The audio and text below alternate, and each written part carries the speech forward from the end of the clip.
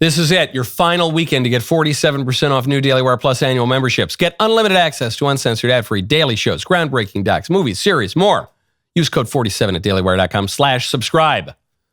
On the fourth day of President Trump's second term, he pardoned pro-life political prisoners, deported Haitian gangsters, and declassified the murder files of JFK, RFK, and MLK. If Trump keeps fulfilling campaign promises at this rate, he is not going to have anything to do after about the middle of next week, which is a problem because a Republican congressman is trying to amend the Constitution to give President Trump a third term. I'm Michael Knowles. This is the Michael Knowles Show.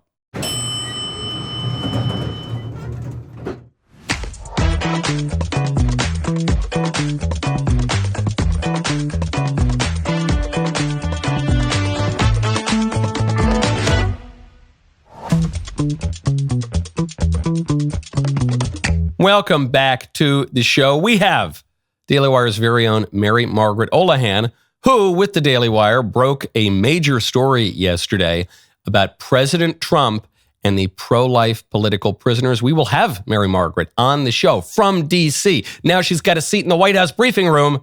We'll get to all of that momentarily. First, though, I want to tell you about Done with Debt. Go to donewithdebt.com. Wish you could have jumped into last year's incredible stock market boom. I get it. When credit card bills and debt are piling up, investing feels impossible. But here's some good news. Done with Debt has your back with a fresh approach to tackling those money headaches. Their team of negotiators and legal experts go to bat for you, working directly with credit card companies and lenders to slash those bills, wipe out interest charges, and get rid of those pesky late fees and penalties. They've got a proven track record of putting more money back in people's pockets, money you could use to start building that investment portfolio that you've been dreaming about. Think about it. Instead of watching your hard-earned cash disappear into minimum payments, you could finally start growing your wealth. Bottom line, Done with Debt helps turn crushing debt into financial freedom. But some of their strategies are time-sensitive, so do not wait. Start building the life you deserve. Go to donewithdebt.com and talk with one of their strategists. It's totally free. I've seen how debt can really be a burden in people's lives. Go to donewithdebt.com. That is donewithdebt.com. This was it. This was the issue that since President Trump's been inaugurated, I said, okay, this is all great stuff. This is unbelievable. He's signing all these executive orders. He's killing DEI. He's letting the January 6thers out of prison. Okay, this is all great. But when are the pro-life political prisoners, some of whom are elderly women who all they've ever done is they pray in front of an abortion clinic and ask people not to murder their children.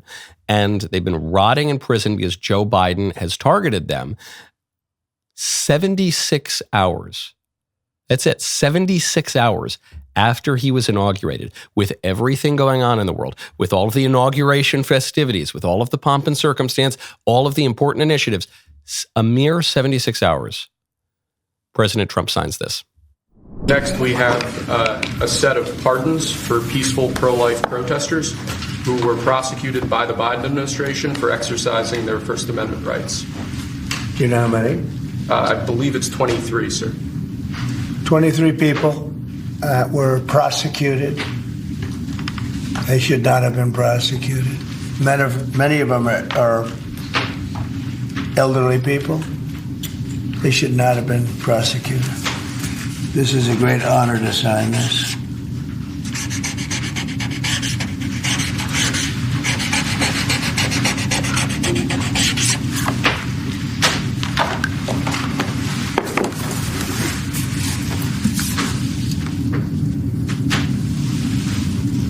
They'll be very happy. So they're all in prison now. Some are out of custody. It's ridiculous. My man, this is great stuff. Further evidence that Trump is the most pro-life president in American history, period. And you can say in American history because abortion was not a major political issue until Roe v. Wade. Until the Supreme Court intervened and decided to rewrite the Constitution, this was not a major issue. Abortion was not an issue in the 17th or 18th or 19th centuries in America. Where it was addressed by the law, abortion was illegal. But beginning in the early 20th century and then finally peaking in 1970s, abortion became a major political issue. Since that time, Trump is the president who has shown up to the March for Life. He's the only Republican president who's shown up to the March for Life while he was president. He appointed the judges that overruled Roe v. Wade, and now he has pardoned the pro-life political prisoners. You know how much I hate to say I told you so? In this case, I love to say I told you so. Because during the campaign, President Trump was speaking about abortion in a way that was a little mealy-mouthed and it was a little vague. And there were some people who said, we can't support him because he's not pro-life. Now, I understand some people were exerting pressure, and I'm all for exerting pressure. You know, this is politics. We got to flex the power we got. But there were some people who said, Michael, how could you? How could you sell out? You unprincipled man. How could you sell the pro-life movement down the river to support the Mango Mussolini? This man is not pro-life. And what did I say? I said, it is prudent during a political campaign to adjust your speech, not being dishonest, but to adjust your speech so that you can get elected, because the winners go to Washington and the losers go home. Don't look at just at what Trump says. Look at what he does. I am confident he will be a pro-life president. It took him 76 hours to prove me right and to prove the rest of us right. A magnificent start. And we are joined now by the woman who broke this story, Mary Margaret Olahan, Daily Wire's own, standing in front of the White House. The White House, which is, the very look of it is giving me so much more joy these days than it did a week ago. Mary Margaret, wonderful to have you with us. So great to be here, Michael. How did this all go down? Well, we were excited to report yesterday morning after a couple days of feeling out sources and trying to get a handle on things and figure out if Donald Trump was going to sign these pardons of the pro-lifers. We were pretty sure he was, but we were waiting for it to happen. And yesterday we were able to report that, yes, Trump was imminently about to sign these pardons, pardon these pro-lifers unjustly imprisoned by the Biden administration and the Biden DOJ because they were pro-life and as a response to the overturn of Roe v. Wade. So we broke this a couple hours before it happened. And then sure enough, just like you showed, Donald Trump signed this executive order in the Oval Office. He said that they were unjustly imprisoned. This should not have happened. And he specifically pointed out that some of these prisoners were really elderly. He's talking about, for example, Ava Edel, who's one of the pro-lifers prosecuted by the Biden DOJ. She survived a death camp, Michael, and yet she was targeted by the Biden DOJ for her pro-life activism. So Ava is just one of a number of pro-lifers who no longer have to fear that they will be targeted. I spoke with Paul Vaughn last night, one of the fathers who was arrested by the FBI at gunpoint, and he told me it feels really good to be free. Of course it does. And I think it's not just Ava. I think of Joan Bell. Joan Bell is certainly in her 70s. They tossed her in prison for the crime of praying at an abortion clinic. What exactly is the context here? These people were arrested and convicted for violating the FACE Act, this 1990s era Bill Clinton nonsense law that basically just criminalizes demonstrating at abortion clinics. You know, all these very tenuous kinds of rules around how you can protest at abortion clinics. So I'm so happy to see the pardon. Will there be any legislative movement to maybe repeal the FACE Act? Well, there's a number of lawmakers, Senator Mike Lee and Congressman Chip Roy, who have both introduced legislation to repeal the FACE Act. I know there's a lot of conservative groups and activists, including the Heritage Foundation, that are starting to say we should be repealing this legislation because, well, some would say it technically protects pregnancy centers and abortion clinics. I think I and others, and perhaps you, would say, look, this has been disproportionately used to target pro-lifers. Over the past several years, we have seen dozens of pro-lifers imprisoned or targeted by the Biden DOJ using this law, the Freedom of Access to Clinic Entrances Act. And we've only seen maybe 3 or 4 pro-abortion activists who vandalized and targeted pregnancy centers prosecuted with the FACE Act. So it's just disproportionate targeting of these pro-lifers. Pam Bondi said during her hearings with lawmakers recently that she would apply it equally. I think some of us are hoping that she wouldn't apply it at all and that it would be repealed. Exactly. You say disproportionate, but which is true. But I don't even think that encapsulates it. You look at the Biden administration, this thing was exclusively used against pro-lifers until the very end. There was a little pittance thrown at the pro-lifers to avoid a legislative consequence like this, where you have guys like Mike Lee Chiproy saying, this law has been unjust from the beginning. It has never been applied equally, and we got to get rid of it. Really hopeful stuff. We're getting a great ROI on President Trump already, 76 hours in. And Mary Margaret, dare I say, we are getting a great ROI on you, getting these scoops down there in front of the White House. This is good stuff. I look forward to many, many more. I do too, Michael. Thanks so much for having me. Great to see you. Okay, so Trump pardons the pro-lifers. He then deports the criminals. There are obviously many, many illegal aliens in the country. We are told by the libs that the illegal aliens are sweet, doe-eyed little children. They're just dreamers who want to stay here and be good, law-abiding citizens. Well, we have footage from some of these ICE raids. I don't know. They look more like nightmares to me. These don't look like dreamers. We'll get to that in one moment. First, I want to tell you about Lumen. Go to lumen.me/Knowles. Are you ready to jumpstart your health in 2025? I have discovered an incredible tool that gives me real-time insights into my metabolism through something as simple as my breath. It's called Lumen. Lumen is the world's first handheld metabolic coach. All you need to do is breathe into it first thing in the morning. You will know exactly what's happening with your metabolism, whether you're burning fats or carbs. So I blow into it, and it says, your metabolism is a Mayflower cigar. No, it doesn't do that. It can filter that stuff out of my breath. Lumen creates a personalized nutrition plan just for you. You can also breathe into it before and after workouts and meals, so you know exactly what's going on in your body in real time. Lumen will give you tips to keep you on top of your health game for all those 2025 New Year's resolutions. Your metabolism is your body's engine, powering everything you do. When you optimize your metabolic health, you can experience improved energy levels, better fitness results, and enhanced sleep quality. I've personally found that understanding my metabolism can seriously transform my approach to health. Take the next step to improve your health. Lumen.me/Knowles. Super easy. Great use of technology. Get 20% off your Lumen, LUMEN.ME/KNOWLES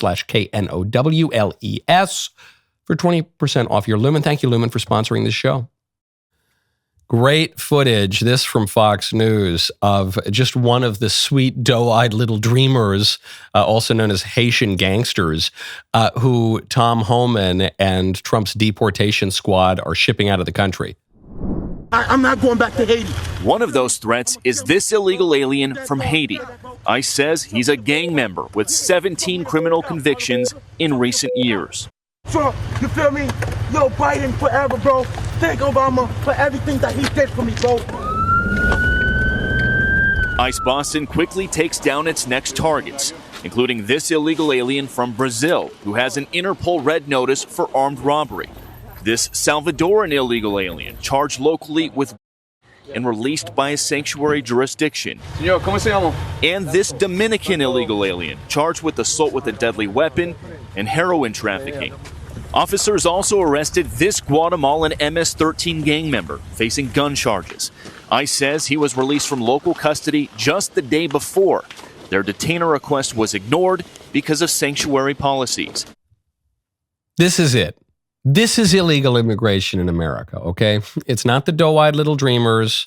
It's not the sweet grannies, the abuela who's making paella, old, minding her own business. This is what illegal immigration really looks like in America. And we need to make sure that we remind the Democrats every day.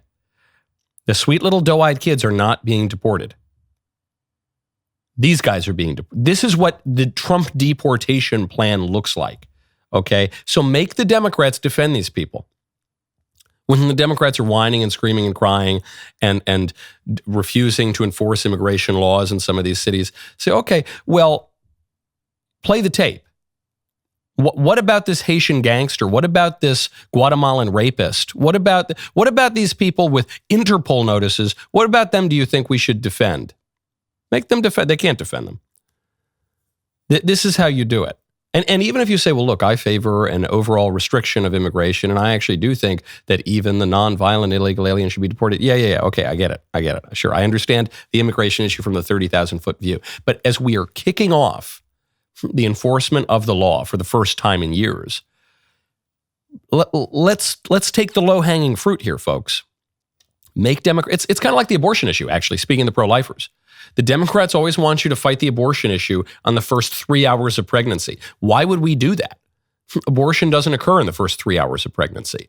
And the abortion issue is not clear in the first 3 hours of pregnancy. Make the Democrats defend the late-term abortions, in some cases the post-birth abortions, just plain infanticide, that they support. When John Fetterman votes against the Born Alive Infant Protection Act, make the Democrats defend abortion on those grounds. There, it's so much clearer for the public. Same here. You want Haitian gangsters in your neighborhood? No, you don't? Okay, then I guess you support Trump. Bill DeBlasio, former mayor of New York, I think he briefly ran for president as a Democrat. Bill DeBlasio says these mass deportations are downright un-American. I think what's happened is the frustration that people felt about their economic reality, or the frustration they felt about the disorder at the border, which was real, that was honest frustration, that's going to be quickly replaced, I believe, by people saying, wait a minute, we never signed up for actual mass deportation and something that looks like a police state. That's just not American. Americans have a very strong libertarian streak, left, right, center. Okay, it's just not American. Actual mass deportation is just not American. Now, you might argue that mass migration mass deportation rather, is wrong. That's what Democrats are arguing. And there are even some libertarians and right-wingers who argue that mass deportations are wrong. The one thing you can't argue is that mass deportation is un-American. I don't know if you guys are history buffs or not. Have you ever heard of the Trail of Tears? I know a lot of people don't defend the Trail of Tears. But that was a mass deportation. That was in, 1830? Have you ever heard of Operation Wetback, when we actually deported a ton of Mexicans, like 100,000 or more Mexicans? You might not defend Operation Wetback, in part because of the name, because it's an offensive word. 1954. That was a mass deportation. How about the Palmer raids of all the communists, 1919, 1920? Deported, because a lot of the communists were foreigners who were in America, deported lots and lots of communists rather. How about the Japanese? We always talk about Japanese internment during World War II. We also deported a lot of Japanese. Again, you might say, well, that was all really terrible. Okay, but it's American, though. We sure did it. I'm noticing a trend here, huh? How about the Haitians and the Cubans that we deported after the Mariel boat lift in 1980? That was a mass deportation. You say, well, that's wrong. It's anti-American. Again, I know maybe you don't like it. Maybe you can make an argument that some of these things were unjust. But the one thing you can't say is that it's un-American or anti-American. Mass deportation is as American as apple pie. Okay, we've been doing it for a very, very long time. And frankly, if you want to argue that these things were deeply un-American, I would encourage you to look into the details of them, to put yourself in the historical positions of the people making decisions at that time. And I wonder if you wouldn't make the same decision. In fact, I know the Democrats don't seriously believe that lots of these decisions were unjust. I just look at Joe Biden. The Japanese internment and deportations occurred on FDR's watch. It was an FDR policy. And so now the libs rend their garments and gnash their teeth and they say this was the worst thing ever. And, they compare it to Hitler's concentration camps. And yet, Joe Biden had a big portrait of FDR hanging above his fireplace in the Oval Office. FDR is still considered one of the great Democrat presidents. So anyway, I don't want to hear it from the libs. It's not American. What are you talking about? These foreign nationals in our country are not American.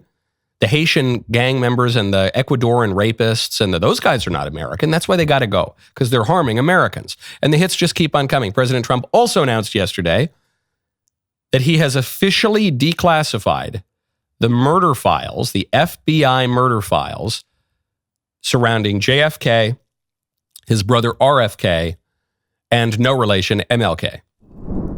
Lastly, sir, we have an executive order ordering the declassification of files relating to the assassinations of President John F. Kennedy, Senator Robert F. Kennedy, and Reverend Dr. Martin Luther King Jr. That's a big one, huh?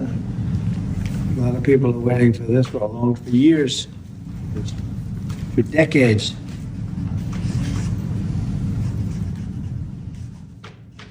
And everything will be revealed.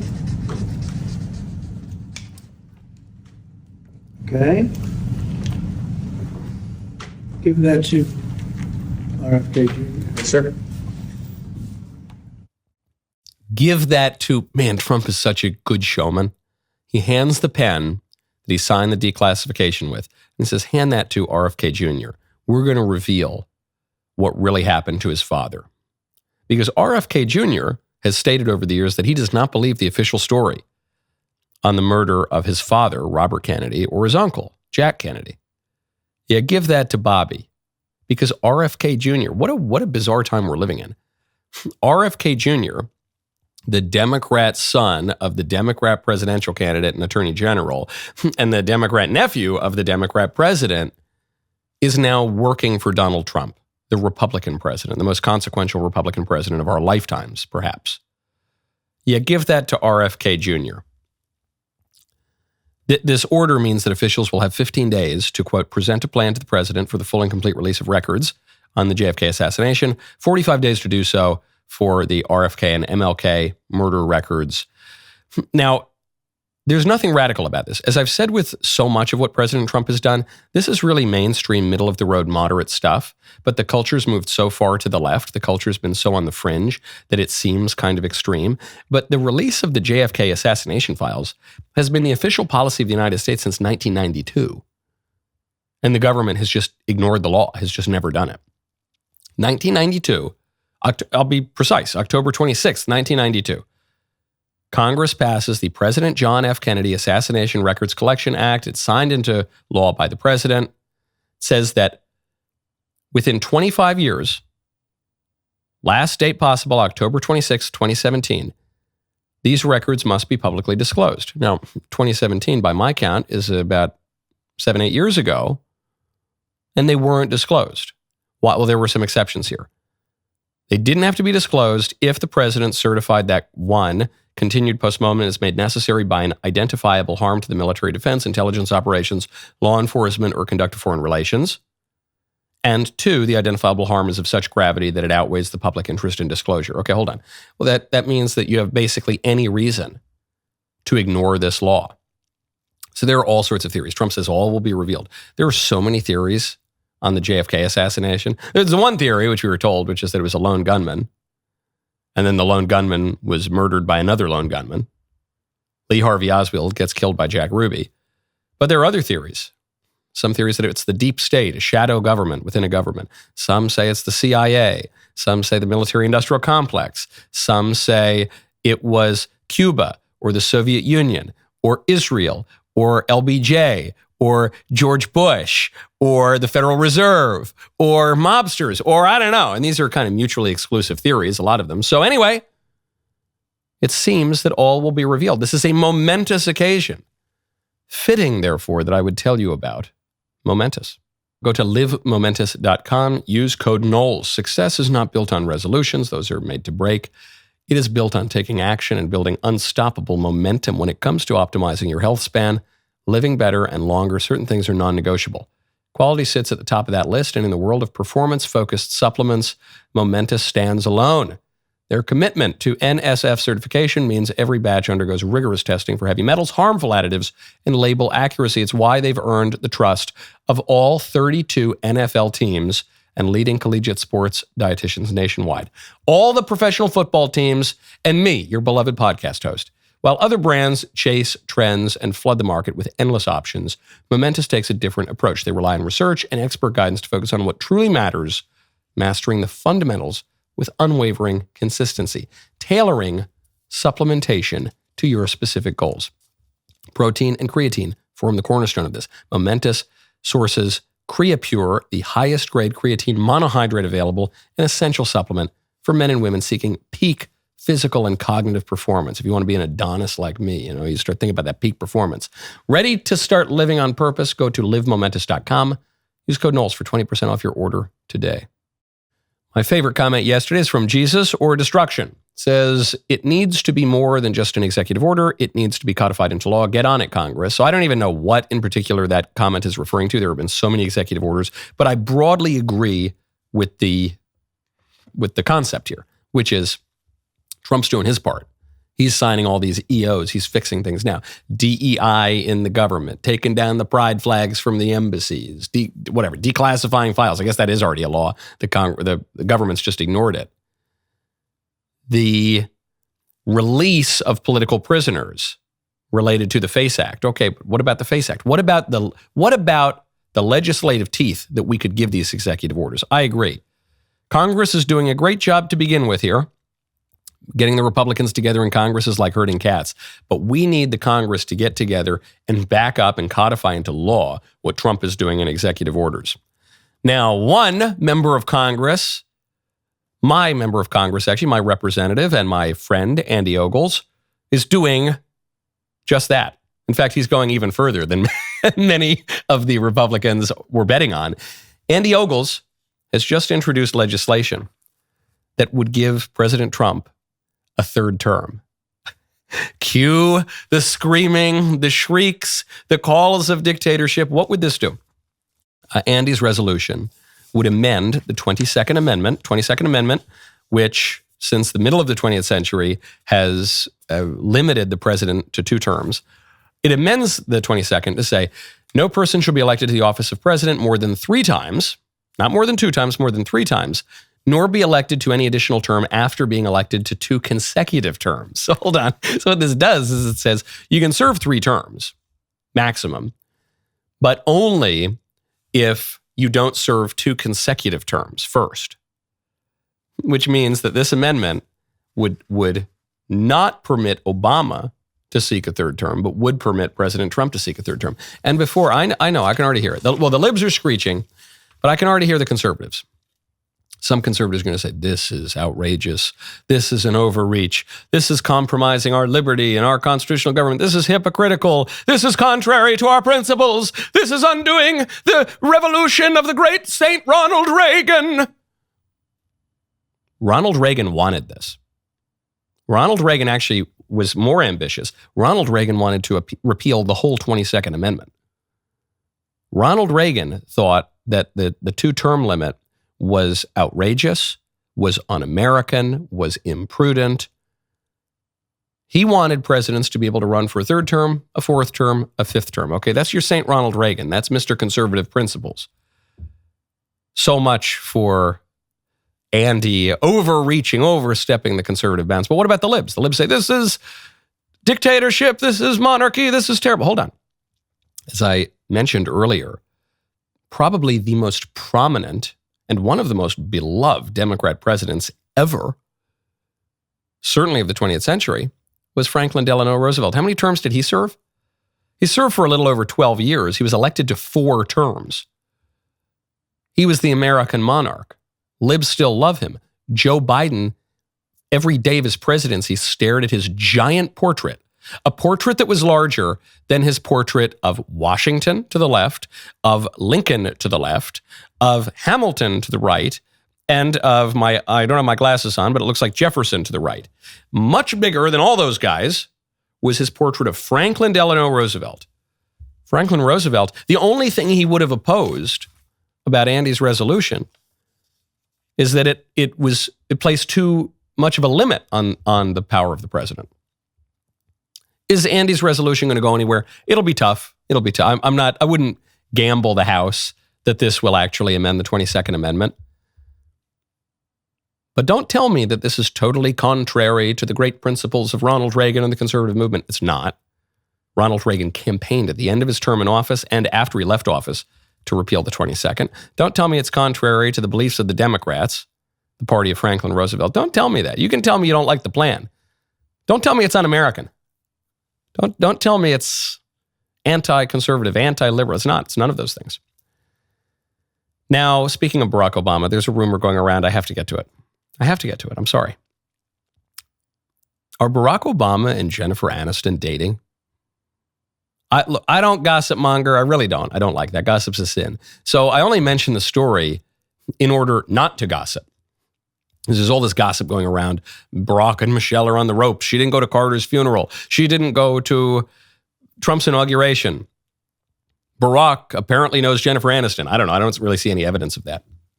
So all these gossip mongers here or suggesting Obama is going to be divorced and he's dating Rachel Green from Friends. I bring it all up. They're public figures, and I bring it up because I don't buy it. I don't buy it. Barack Obama's a Democrat, and the Democrats get a little loose with the rules, and they get a little weird with the sex stuff. So I guess it's not totally impossible. Maybe I'll be eating my words, but I don't buy it. I don't think Barack Obama is the sort of guy who gets divorced. I don't think a politician as calculating as Barack Obama, the former two-term president, at least until a few months ago, the de facto leader of the Democrat Party, I don't think he just gets divorced because his heart's not in it anymore. And, the heart wants what the heart wants. And I just want to be happy. And I just totally fell for someone. I think actually the reason these rumors are going around is because there are many people who cannot believe that there are people like Barack Obama who, for all of their flaws, for all of their faults and foibles and sins, are disciplined and place something beyond their personal giddiness at any particular moment, or their emotional fulfillment, or whatever. The Clintons didn't get divorced. You think the Obamas are going to get divorced? I don't know. The reason I'm talking about this story really has nothing to do with these individuals. And it's certainly not to gossip monger about the Obamas. It's to make a point about marriage and about discipline and about public life. It would be insane for the Obamas to get divorced, even if they don't like each other anymore. And again, there's no evidence that they don't like each other anymore. But even if they didn't, it would be completely insane. For what? They're not teenagers. They're not undisciplined people who are pulled away by their passions. I don't like the Obamas, but they actually, even the Clintons for this matter, and I certainly don't like the Clintons. There is something, however, to admire in their public discipline, in their respect for institutions, in their steadiness, in their extreme political ambition. Bill lacked some discipline in certain areas, but they would not get divorced. They just wouldn't do it. Even they made a vow to God, even if they don't believe in God. They made a promise to the public, even if they would lie to the public. They will not descend into such obvious selfishness. They would not. They care about their reputations too much. They care about their public standing too much. I kind of admire it. So I don't know. I could be eating my words. If I find out that Barack Obama is, going to have a second marriage to Rachel from Friends, I'll be eating my words. I just do not buy it. Now, speaking of ladies on TV, that bishopress, that silly priestess lady who hectored Donald Trump during the national prayer service that I happened to be attending, she has gone on a media tour now. She just went on The View to explain her preposterous rant. So let me ask you this. You seem to have more fearlessness than anyone in Congress right now, ma'am. What made you decide to use that opportunity for this message, or didn't you have any apprehension about it? My response, thank you, first of all, for allowing me to be with you today. My responsibility that morning, yesterday morning, was to reflect, to pray with the nation for unity. And as I was pondering what are the foundations of unity, I wanted to emphasize respecting the honor and dignity of every human being, basic honesty and humility. And then I also realized that that unity requires a certain degree of mercy and compassion and understanding. Yeah, unity requires mercy and compassion and understanding. And that is why I strawmanned the President of the United States' views, the views, apparently, of the majority of Americans.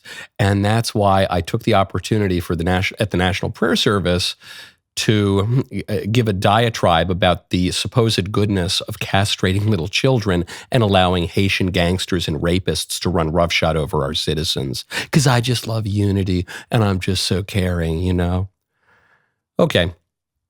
I don't think that's what unity is. I think she undermined her own sermon. I think she's confused about a lot of things. For instance, she thinks she's a bishop, which is not possible. I think that she was actually dishonest. She says we have to be honest. I think she was dishonest. Maybe she just doesn't know the truth, and I think she has a rather tenuous relationship with the truth. She was not humble. She was quite prideful, and she certainly did not achieve unity. The question is how to achieve unity. Do we achieve unity by pretending differences don't exist and singing Kumbaya? That's what some people say. Do we achieve unity by pushing radical leftism as she was doing? I don't think that works. I think we achieve unity by accepting reality. That's what I think. These people want to change reality. They want to pretend that a little boy is a little girl and that a Guatemalan rapist is actually an American citizen, a legal American citizen. No, I don't think denying reality is going to achieve unity. But the left thinks that. They think if we all just agree to pretend, then we can be unified. I know that's not going to work. The way you have unity is by recognizing reality and encouraging people to accept reality, because reality is objective. It's objectively true. It's outside of our own subjective preferences and bizarre fantasies. Reality can be agreed upon. Subjective fantasies can't be agreed upon.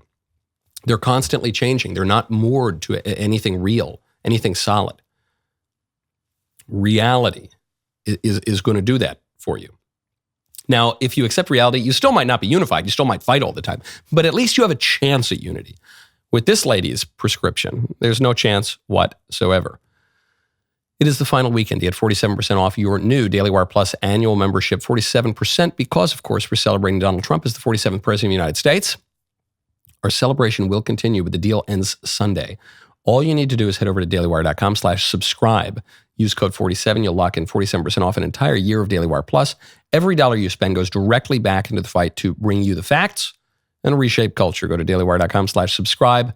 Use code 47 at checkout. Let's build the future together. Finally, we've arrived at my favorite time of the week, when I get to hear from you in the mailbag. This mailbag is brought to you by Pure Talk. Get your free Samsung Galaxy by visiting puretalk.com/Knowles, Knowles,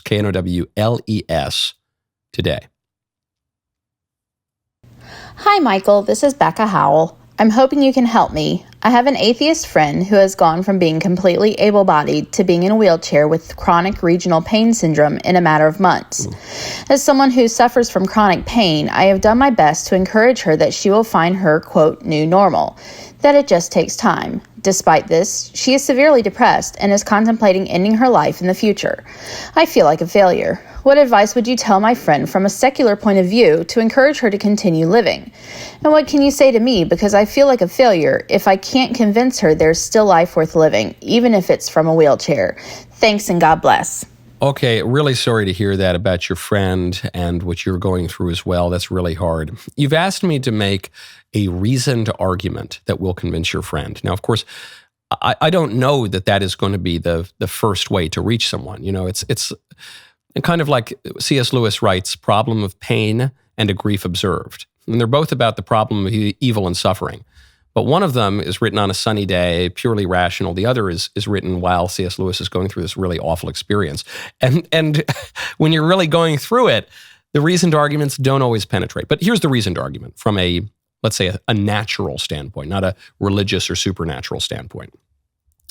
From the natural standpoint, the first principle of practical reason, the first precept of the natural law, is that good is to be done, good is to be pursued, and evil is to be avoided. Because at the most basic level, we recognize that beings pursue their own good.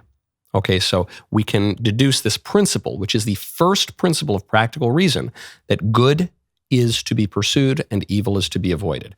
From that, we can ask, what is one's own good?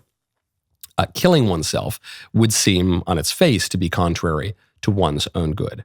But you might say, well, I'm depressed, or I'm in pain, or so therefore maybe it's for my own good that I end my life. Again, I don't think that really makes it up to muster, because you're, by killing yourself, you've committed the ultimate evil against yourself. But even furthermore, you have engaged in further evils. You have divided the self against the self. But a human being is a unified, integral whole. So by making yourself the persecutor of yourself, by making yourself the victim of yourself, you have divided the human person. That would be contrary to the good.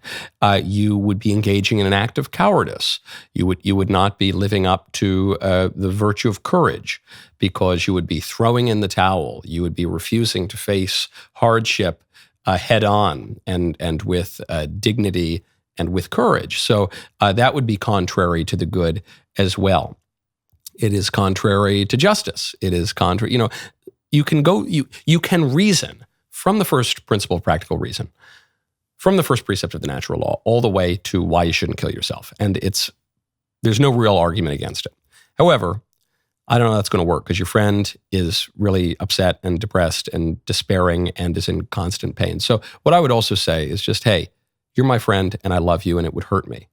This also ties into a reasonable argument, which is that man is the political animal. So when you kill yourself, you are absconding from your social duties. We have duties one to another, to our families, to our communities. And so when you kill yourself, you are depriving the community of your service.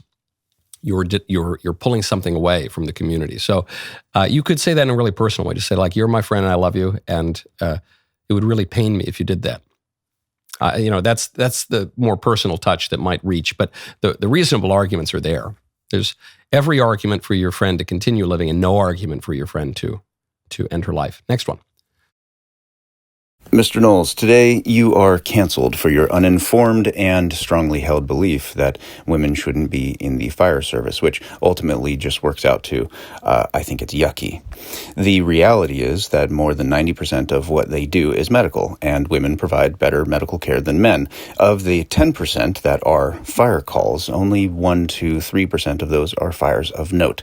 And of those 1 to 3%, only about 1% requires a rescue. And if you shoulder someone and stand up in a structure fire, you die, because that's where the heat is. Instead, a team of people is sent in to drag them out on their hands and knees.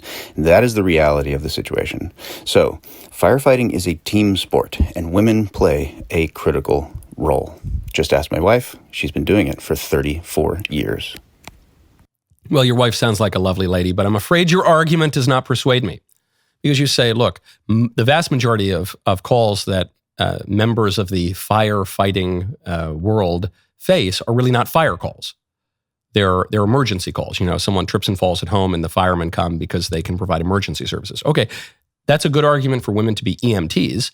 That's a good argument for women to be nurses and first responders who work with firemen but don't actually deal with the fires. But that's not a good argument for women to be firemen. My claim was not that women should have no association with the fire department or never ride in a fire truck. My claim was women shouldn't be firemen. That's crazy. So yeah, they can be nurses and first responders. I don't know that they always provide better medical care than men, but in some cases they do. So yeah, in that case, that's great. Now you say, when most of the fire calls don't involve pulling people out of the buildings, okay. I guess women can hold a hose, but men are better at holding hoses because hoses are kind of heavy. And men are physically stronger than women. You say that, well, usually you don't have to shoulder someone to drag him out of a building or to haul him out of a building, because that can actually hurt the person. So really what you do is just drag the people out in a team. Okay, that's true. But men will do a better job dragging the people out than the women will, because men are physically stronger than women. And then you say that my argument basically just comes down to sending women into burning buildings is yucky. Now, my argument doesn't just come down to that. My argument really comes down to men are physically stronger than women on one side. But it does also involve a little bit of it's yucky to send women into fire, to burning buildings. Because I just don't think we should be sending women into danger, into physical danger. That's true. But I think that's because I think there's a difference between men and women. And I think that if a society recognizes that the real dichotomy in man comes down to our sexual nature, if we really think there's a difference between men and women, if we're not going to be like trans or whatever, then we need to live that out. We need to actually find distinctions between men and women in public life. Or we can say, no, it's just about how strong you are, or this or that or the other thing. Okay, but then you are accepting the logic of transgenderism. You're accepting the logic of same-sex marriage and the logic of transgenderism and the logic of all of it, because you're saying basically there's no real difference between men and women. There's no knock on your wife. I'm sure she does a lovely job for the vast majority of what people who are employed by the fire department do. But when it comes down to being a fireman, when it comes down to being a man, women are different. Next one. Hi, Michael. In the days leading up to Advent, I spent some time in New York City. There was a stand selling Make America Great Again hats for just $10, so excitingly, I bought one and put it on. I did use discernment knowing that New York City has a lot of crazy people, and I'm just 22 years old, but since I was with my husband, I reminded myself that if we let the deranged people of leftist society dictate what we say and do and wear, then they win. Censorship wins. However, when my husband and I sat down at a diner for lunch, a crazy lady got in my face, called me a who voted for a rapist, and told me to kill myself multiple times. She was literally dragged out of the restaurant by charitable members of the diner staff and patrons of the restaurant, including my husband. I wasn't looking to be a martyr. I was just really excited about my hat and the fact that Trump won. That reality wins. You're so right about that. I don't have the same strength as Hulk Hogan to defend myself, but I was so heartwarmed by the amount of people that came up to my husband and I throughout our day, literally stopping their cars to just say, hey, thanks for wearing that hat. Like, hooray, we are patriots. But I'm wondering, was this a stupid or unsafe thing to do in New York City? No, obviously it was not, because you were not physically assaulted or murdered or something like that. And the worst you had was that lady come up and scream at you. I have to tell you, too, it's really quite charming and delightful and unexpected to hear someone with this bubbly, well-formed, very, serious and articulate voice say the words C-U-N-T, but still in a kind of bubbly way, and she called me this, and then she, and also said I voted for a rapist. And but so it sounds like you came out of the whole experience perfectly fine. Part of the prudence there was you were with your husband, who could intervene if Hulk Hogan did come up to you and try to hit you or something like that. Hulk Hogan actually would not do that because he's a big Trump supporter, and I actually ran into him in D.C. twice. However, the other good that comes out of you wearing your MAGA hat in relatively reasonable circumstances is it reminds us all there are no liberals. This has been my wife's thesis for some time now, and I've come around to it. There are no liberals. She said, Mac, is anyone really liberal? Because everyone I talk to is like, hush, hush, I actually voted for Trump or whatever. But then the majority of Americans voted for Trump. And then I don't know. If you just read the media, you would think that you were the only Trump supporter in the world. And that the vast majority of people are big libs who want to transit kids. But no. Even in New York City, people are coming up to you like, hey, yeah, you bet. I'm on it, baby. I'm on the team. You know it. So I like that. When you just state your views publicly, it can also give people courage to do the same thing. Next one. Hi, Michael. I meant to send a question in sooner, but had some trouble figuring out how to do it. In episode 1645, when you were talking about the Muslim scandal, there was a part of the episode where you said England needs migrants because birth rates are declining, and obviously similar things are happening throughout the West. Was just curious your thoughts on what led to this. Is it because people have become more secular and are moving away from God? Or is it feminism, MGTOW? Why are all these Western nations choosing not to have children and then importing immigrants who don't care about their country and destroy it from within? Thanks. Good question. The answer is yes. For those who don't know, MGTOW is men going their own way, which is, you say, is it feminism? Is it MGTOW? And men going their own way is just the male version of feminism, but they share basically the exact same premises. And then you ask before that, is it people falling away from religion? Certainly, but you wouldn't have feminism or MGTOW if you didn't already have people falling away from religion. And then just at a really practical level that no one wants to talk about, it's because of contraception. That's why the birth rates have fallen. But we have contraception because people have fallen away from religion. God says, be fruitful and multiply. In the scripture, we read about the sin of Onan, spilling one's seed. We in traditional Christianity, in Orthodox Christianity, you see a call to be fertile, to be open to life. You see this even in classical philosophy. Our our sexual nature is for procreation. So if you use contraception, you're undermining the telos, the purpose of our sexual nature. So all of that happens in the middle of the 20th century, and then the birth rates start to plummet. But even that, people wouldn't so readily use contraception if they hadn't already weakened in their religion. And our societies wouldn't tolerate such rampant contraception as some kind of right or something, as the Supreme Court invented in the 1960s and 70s, in the Griswold decision and the Eisenstadt decision, which first found that married couples have a constitutional right to use condoms, and then later found, no, actually, everyone has a right to use condoms. I don't know. I guess the invisible ink in the Constitution finally appeared to the justices when they discovered these supposed rights written by our framers. However, that's why. If people just stopped using contraception all the time, and if people just got married a little bit earlier, we would have a lot of kids. We wouldn't have a birth rate problem, and we wouldn't have politicians who can scam us by flooding the country with all sorts of migrants. But all of that ultimately would have to come back to a core belief. It would have to come down to your first principles. It would have to come down to your religion, the bedrock of all of your thought. So there's a long way to go. Today's Fake Headline Friday. We have more written mailbag to get to. We also have this game that you need to help me with. The rest of the show continues now. Do not miss it. Become a member. Use code Knowles, KNWLES, at checkout for 2 months free on all annual plans.